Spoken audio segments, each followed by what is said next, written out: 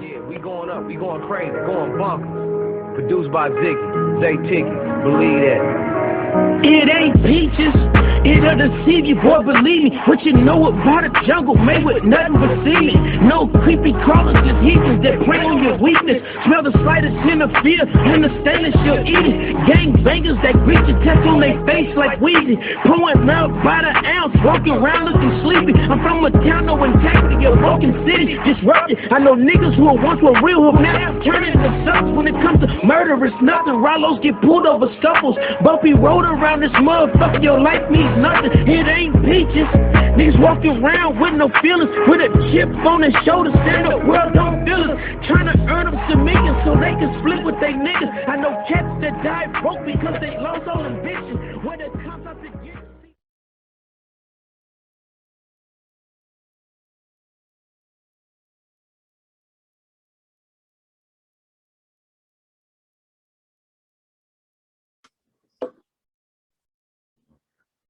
Welcome back. Welcome back. Shout out to all my subscribers and any other viewers that might come across this good content. We're back again with another addition to my Queens of the City segment. Got a special young lady with us tonight. I'm gonna let her introduce herself and we'll go from there. How you doing, ma'am? Good. How about you? I'm doing all right. I'm Tiffany Shaw. I grew up in Bethel, North Carolina, went to Bethel Elementary, all the way up to K-8. And then I think I started in 4th grade there and finished out at North Strong. I ended up at ECU. I was playing softball at ECU. I got into a finance job with the bank and then a loan company. And then I made my way into education where I was teaching math. I started teaching 7th grade math, and then I ended up teaching 6th grade math for 2 years. I was coaching a little bit in middle school, coaching volleyball and softball. I developed a passion into coaching as well. Playing sports all my life. I knew I had to get back out there some way, somehow. Right. So let me ask you this. I didn't mean to cut you off. So let me ask you this. So when you started teaching, it was like straight into middle school, like that was your preference, or? Yeah, that was my preference. Okay. I always liked middle school kids. They kind of get a bad rap, like they, a lot of people don't like to teach them. They're, if you go to apply for a job, it's mostly a middle school job that's available. Okay. Kids are becoming their own in middle school. So 6th grade, they really are about they still want to be good for the teacher and the reward system. And then after Christmas break and as they start progressing to 7th grade, they start developing their own like little attitude and little personality, and they start developing, who they are. 7th grade, they're trying to find out, like, am I this or am I that? And they go through all these different cycles of life of how they actually really want to be, or who they really want to be, and what group they want to hang out with, or who they want to identify as. And then 8th grade, they really change and, they grow up. Oh yeah. Yeah. And ironically, I have 6th and 7th grader right now.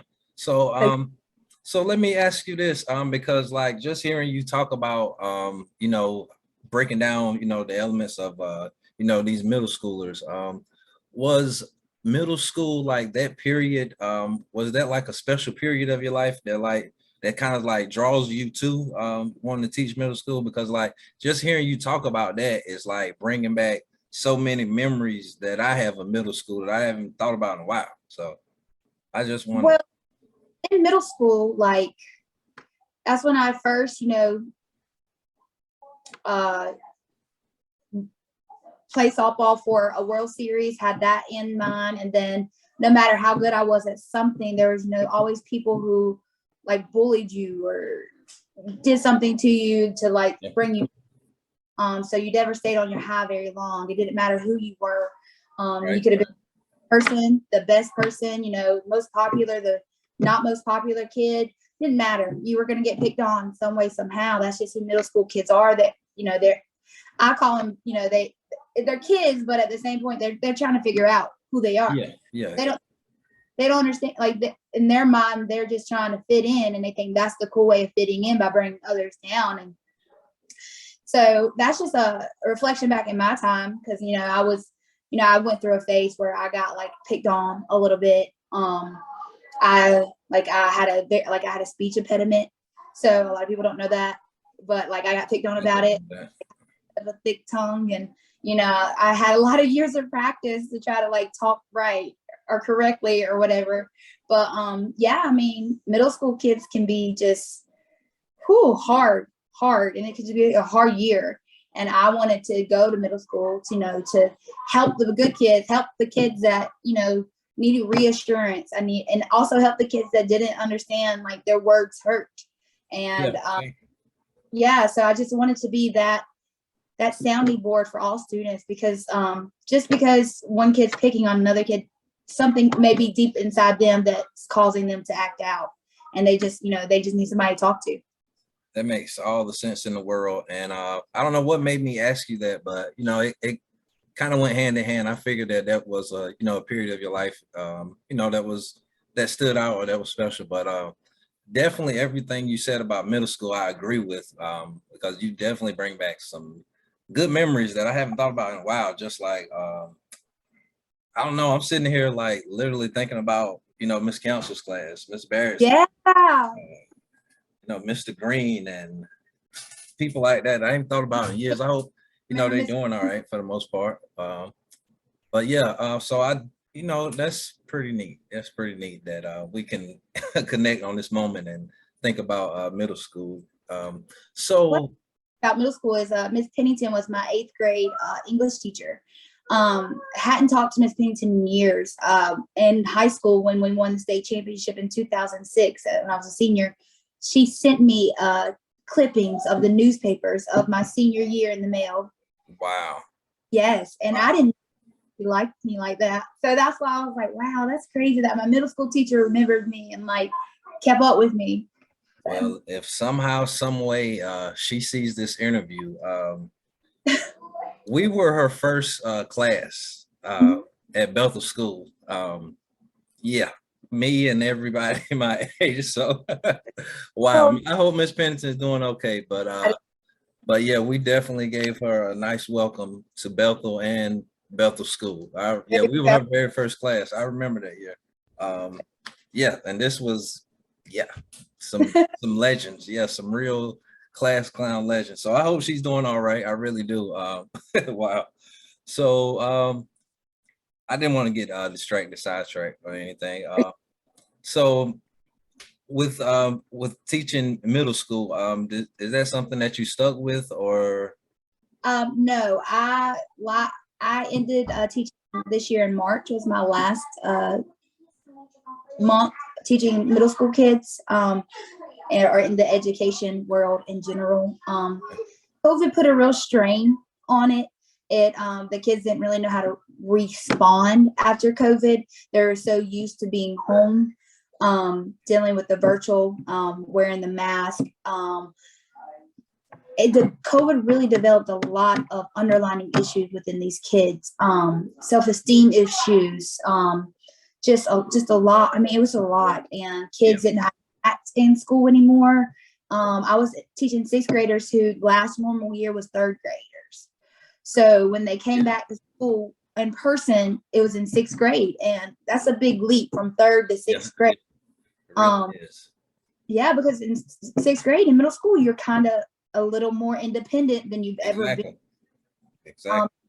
They didn't know how to handle it. They're all, it was just a lot, and it was just a real strain because the kids were so far behind. So it made the gap even further, trying to keep up with these kids and teach these kids what they missed on top of what they have to learn for this year.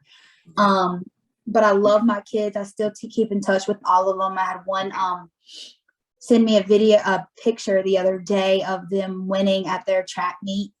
So I really, I keep in touch with them. They FaceTime me sometimes at school.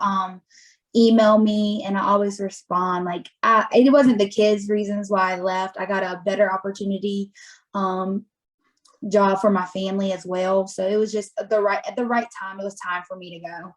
Oh, I definitely understand that. Everything, definitely in life, but I'm learning as I get older, everything kind of runs its course. So, and Oh, it's good to know when, to move on.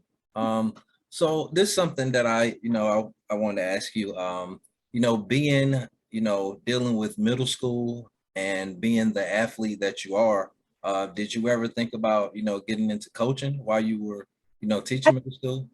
volleyball and I coach softball. Oh, okay. I didn't know that. Been coaching probably since I got out of college. 2010, I started coaching a travel ball team, and then I stopped for a little bit, and then I was coaching in middle school. I was coaching. Well, I coached. Dang, I coached at Welcome Middle School before I ever was a teacher. Wow. Yeah, and then I coached at a Faith Christian High School, Faith Christian Academy in Rocky Mount volleyball high school. I coached them, and then and then I found my way into teaching, and so I coached volleyball and softball there. All right. I was So cool. Mm-hmm. would you say that coaching and teaching goes hand in hand? Because now that I think about it, most of the coaches that I encountered, especially in high school, they were teachers too. Yeah, it goes hand in hand. Most coaches that you have at a school are teachers at the school. So I mean, you think about it, they clock in at 7:30. Some nights they don't leave until 8 o'clock or 9 o'clock, depending on what time you get home from a game. They really are just doing it for the love of doing it and helping these kids grow and get better. But yeah, I mean, it definitely goes hand in hand. I love coaching because it let me be a little bit more like silly and jokeful with the kids instead of like serious and stern. So it gave them another side of me, and it also let me get to know them a little bit better on a different avenue as well. That definitely makes sense. I just want to make you aware that you're breaking up just a little, not a lot, but every maybe 30 seconds or so, but it's not like real bad, like as far as the audio. Okay, I'm sorry. My little girl. Stop it. I understand all about that. So I got another interesting question. Is there any, being that you were a teacher and a coach and, this passion for the sport that you have, is there any particular coach, growing up that kind of stands out, that kind of, made you believe that you can take, your talent and your love for the sport to the highest level? Yeah, I have a couple, but my number one was probably Coach Miles in high school. My freshman year, he took me in under his wing, and Daphne, turn that down some, please. He took me in under his wing, and he kind of expressed to me, like, I was never one that like said, oh, I'm super good, I'm better than you, or I'm this or I'm that. But like, I guess I kind of like had that demeanor, if that makes athletic family. I mean, that's kind of natural. Demeanor that, I was good, but I never would say it, and I never thought like that. I was just confident when I played. And he sat me down one day after practice, and he told me, go turn it down. And he told me that if you keep on just going through the motions at practice, you're here right now and your teammates are here. But if you keep going through the motions at practice and they keep getting better and better, but you stay the same, they are going to be here and you're going to stay here. And that day he just like laid it out for me, and it spoke volumes to me, because I never really was told, hey, you got to put in all this work. You got to want to get better if you want to go somewhere. And he's a really big reason as to why I went to ECU. He had my back since day one. When I was a little kid and I went to the ECU camp, they told me that they, not that day, but when they were recruiting me, they told me that they were not interested in me because they thought I had an attitude. Wow. And I was 12. I was 12 for my time, 12, but I was like, at their camp, they moved me up with the older girls because I was just out of my level. Like I was just above my level, or my So they moved me up. So I didn't have like an attitude. Again, it was the demeanor. Like I just was confident. And they gave me MVP of my age group for that camp, but yet they thought I had attitude. So that was like contradicting and funny to me, but it really was him. You know, he preached to me a lot. He talked to me a lot about my attitude and just, you know, how to be a team player, how to like want to get better. And he truly helped me like just become the best version of me. And I can't thank him enough for that. Oh yeah, So, that's awesome. Yeah, and we keep in touch now, and you know he's just a great person, and I'm just so thankful for him. Oh, definitely. I have a quick little side story. You just, you know, talking to you is just, you know, bringing back so many memories. And now, like earlier, I was thinking about middle school, and now I'm thinking about high school, and Yeah. that's kind of like that same effect that Coach Woolard had on me. Even though I only played 1 year of football, but just like that's just the type of relationship that we have, and I still reach out to him to this day. So, He is one of a kind. I loved his U.S. history class. oh yeah. I still keep in contact with him too. He's an amazing person as well. He never coached me, but he was a good teacher. I love Coach. He was a good coach too. He was a good coach too, definitely. So can you kind of get into you know, how it was you know, playing, you know, softball you know, at the highest level? So all the, you know, young girls and, you know, that playing softball now, so they'll know it is possible. It's very possible, but finding the right place for you is the you know the most important thing. As you get older, so at the college level is pretty much as far as you can go. With us as female, they do have a league, but it's not anything as close to what the major league made. They still have to have a job. It's 6 months out of, or 5 to 6 months out of a year, and then you have to, you know, be a regular person the other time, you know. So it's just about finding the right fit for you. It is literally when you're in college, it's a job, 24/7 job. You're waking up in the morning at 5 o'clock for weights. You're going to class at 8 a.m. Lunch, study hall to be up, and then ready at practice at 2. Practice for 4 hours, then study some more, eat dinner, get up, do it all over again. Oh yeah.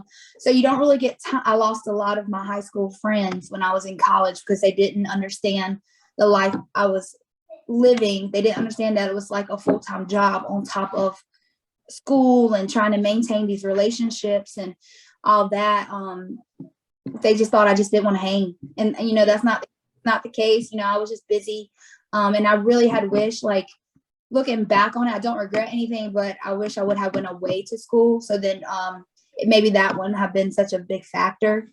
But I won't take anything away from my experience. I just wish that, you know, I wish I had somebody tell me, hey, make sure it's the right fit for you. Make sure, you know, sometimes it's not all about the D1 or, you know, the level of playing. Sometimes it's just literally about having fun, loving the sport you play and enjoying it to the fullest, because so much goes on and on the college teams that you just want to make sure you're getting your education and you are living your best life and enjoying yourself and loving what you do every day. Oh yeah, I totally agree. I totally agree with that. So I give lessons and stuff nowadays, and you know, I tell these young kids who are, you know, devoted into the softball world, like, hey, still be a kid, like take some days off, do nothing softball related, enjoy being a kid, because I promise you, one day you're not going to be able to go back. Exactly. Exactly. So yeah, and I was telling one of my cousins the other day, I was like, wow, man, like we really were in a rush to get grown and pay bills and barely had time for each other. Like that's but you know, I think, you know, through the help of social media and just the internet in general, like we all can keep in touch. And I do think that we were all, you know, over each other's houses every day in the late 90s and early 2000s because the internet wasn't around yet. So Right. that's Yes. so I, you know, I got to remind myself not to be too hard on myself about not seeing people as much as I used to, because I still see them just virtually. So so I definitely want to thank you for this wonderful interview, and thank you for, you know, being a teacher and the students that, you know, you taught, and, you know, the lives that you changed. And I think that's real dope. And, you know, that's why I wanted you to be on the segment, you know, because I'm highlighting, you know, women professionals, no matter what the profession is, you know, just women doing their thing. And, you know, we from the same place. So I Right. definitely had to reach out. So, Okay. oh yeah. Oh yeah. Yeah. So before we get out of here, is there anybody you want to shout out? Any old coach or high Uh, school friends? Coach, you know, Coach Buller, we got to say him. You know, he's a big part of North Pitt. Leah Hunter, Markia Camper, Stephanie Moore, Shanita Walters now. Like, I miss my girls. Your wife, please tell her hello for me. Oh yeah. You listen. I just, you know, I'm North Pitt, blue and orange. I bleed it blue and orange for the rest of my life, you I know. heard that. Yeah, but honestly, north of the river, you can't beat it. Can't No, beat you it. can't. You can't. You can't. And I'm getting a little biased with my guests, so I'm gonna have to I'm gonna have to reach out to somebody that isn't north of the river. But you know, naturally, that's what I think of first, because those people that I grew up with, and you know, that's the people, not the people that I care about the most, but you know, I care about people where I'm from. I care about people in general. So For that's sure. why I'm doing this, and I definitely want to thank you for being a part of this. Thank you for having me. I appreciate it. Oh yes, thank you. No problem, no problem. And I hope you have a great Mother's Day, you and your mother. And, Yes. oh yeah. And I want to thank you, ma'am. And this has been another edition of More to Live For, Queens of the City, Hometown Edition. Thanks for watching.